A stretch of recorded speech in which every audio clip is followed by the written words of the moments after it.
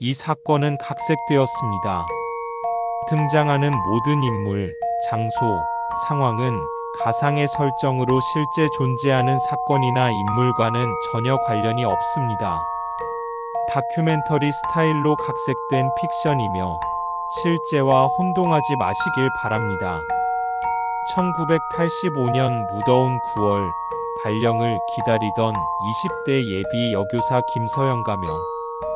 설렘과 기대 속에서 하루하루를 준비하던 그녀는 그날 이후 흔적도 없이 사라졌습니다. 만약 이런 일이 실제로 벌어진다면 어떤 일이 일어날까요? 오늘 쏙쏙 담아 채널에서는 그녀의 하루가 어떻게 미스터리로 바뀌었는지 따라가 보겠습니다. 1985년 9월 12일 목요일, 낮 기온은 섭씨 33도를 넘어갔습니다.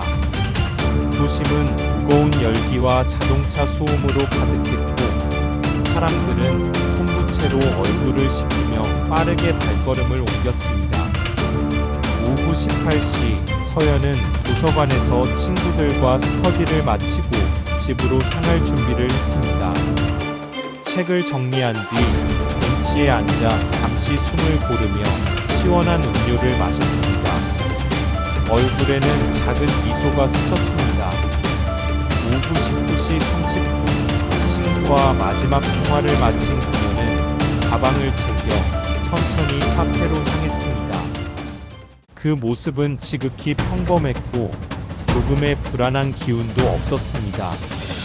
하지만 20시 45분 도심의 한 카페 CCTV에는 홀로 들어서는 그녀의 모습이 남아있었습니다.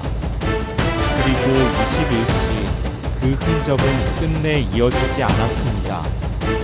22시가 되어도 서연은 집으로 돌아오지 않았습니다. 가족은 불안에 떨며 경찰에 실종 신고를 접수했습니다. 곧바로 경찰은 카페와 주변 상가의 CCTV를 확보하고 한문 수사를 시작했습니다.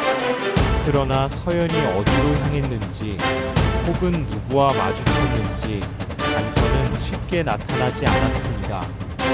집안은 긴장과 걱정으로 무거웠고 시계 초침 소리마저 크게 울리는 듯 했습니다. 다음 날인 9월 13일 오전 8시 지역 언론은 20대 예비 여교사 실종이라는 제목으로 사건을 크게 보도했습니다. 시민들은 놀라움 속에 뉴스를 접했고 가족은 경찰과 함께 발을 동동 굴렀습니다. 어머니 박혜진 가명 씨는 하루 종일 수화기를 붙잡고 울먹이며 연락을 이어갔습니다. 아버지 김동호 가명 씨는 경찰과 함께 인근 골목과 공원을 뒤졌습니다. 친구들과 대학 동료들은 서로 연락망을 돌리며 혹시라도 서연을 본 사람이 있는지 확인했습니다. 정오가 지나자 경찰은 주변 상가, 학원가, 지하철역, 공원 등 발길이 닿는 모든 곳을 탐문했습니다. 오후 14시 카페 CCTV를 재확인하는 과정에서 서연이 카페를 나와 작은 골목길로 향하는 장면이 드러났습니다. 당시 골목은 가로등 불빛이 희미했고 뒷모습이 선명하지 않았지만 분명한 움직임이 포착되었습니다. 한 목격자는 혼자였지만 뒤에서 누군가 따라가는 것 같았다고 증언했습니다. 이 단서는 사건의 성격을 단순 가출에서 외부 개입 가능성으로 바꾸는 전환점이 되었습니다. 오후 18시 경찰과 자원봉사자들이 수십 명 단위로 동성로 일대와 주택가를 수색했습니다.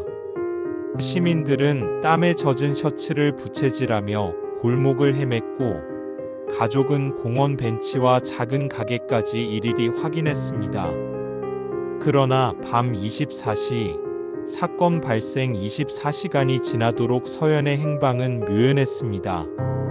어머니는 서연은 절대 혼자 떠나지 않는다며 오열했고 아버지는 지친 몸을 이끌고 끝없이 길거리를 헤매며 작은 단서라도 찾으려 애썼습니다. 9월 14일 오전 9시 경찰이 확보한 CCTV에서 새로운 장면이 발견되었습니다. 서연의 뒤를 바짝 따라오는 한 남성.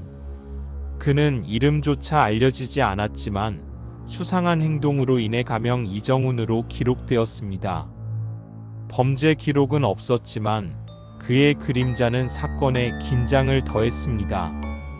같은 날 오후 15시 주변 상점 주인과 주민들의 진술을 통해 서연이 마지막으로 향한 골목이 다시 확인되었습니다. 경찰은 수색 범위를 주택, 창고, 공원으로 넓혔습니다. 오후 18시 공원과 주택가 수색이 이어졌습니다. 무더위 속에서 이마에 땀이 흘러내렸지만 누구도 멈추지 않았습니다. 밤 24시 사건 발생 48시간에 가까워지며 서연의 가방 일부가 발견되었습니다. 안에는 필기구와 노트 몇 장이 남아 있었지만 본인은 어디에도 없었습니다. 희망과 절망이 교차하는 순간이었습니다. 언론은 사건을 연일 보도하며 추측을 내놓았습니다. 일부는 자발적 가출 가능성을 말했고 또 다른 매체는 납치를 의심했습니다. 가족은 서연은 결코 집을 떠날 아이가 아니다라며 눈물을 쏟았고 시민들은 자발적으로 수색에 참여했습니다. 이틀째 이어지는 무더위에도 수십 명이 함께 골목과 공원을 샅샅이 뒤졌습니다. 9월 15일 오전 10시 경찰은 수색을 확대했습니다. 오래된 공장, 폐창고, 지하 통로까지 확인했지만 성과는 없었습니다. 마지막으로 확인된 골목 끝에서 작은 흔적이 발견되었지만 이는 추정에 불과했습니다. 목격자들의 기억을 종합하면 서연은 누군가와 조용히 접촉했을 가능성이 있었습니다.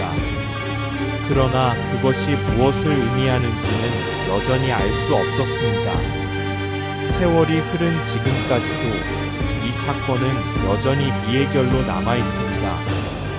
당시 가족과 친구, 시민들은 끝까지 희망을 붙들었지만 서연의 흔적은 찾지 못했습니다.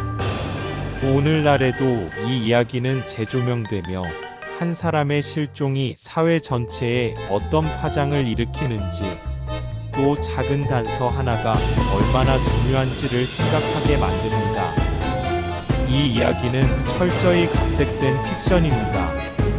하지만 실제로 이런 일이 벌어진다면 우리는 얼마나 쉽게 무력해질 수 있는지, 또 주변의 작은 관심이 누군가를 지킬 수 있다는 사실을 상기시켜줍니다. 시청자 여러분, 오늘 이야기는 허구이지만 그 안에는 분명한 메시지가 담겨 있습니다. 작은 관심, 주의 깊은 시선, 그리고 공동체의 연대가 필요하다는 것. 쏙쏙 담아 채널과 함께라면 우리는 세상의 미스터리를 따라가며 그 속에서 중요한 교훈을 얻을 수 있습니다. 오늘 영상이 의미 있었다면 채널 구독과 알림 설정 잊지 마시길 바랍니다.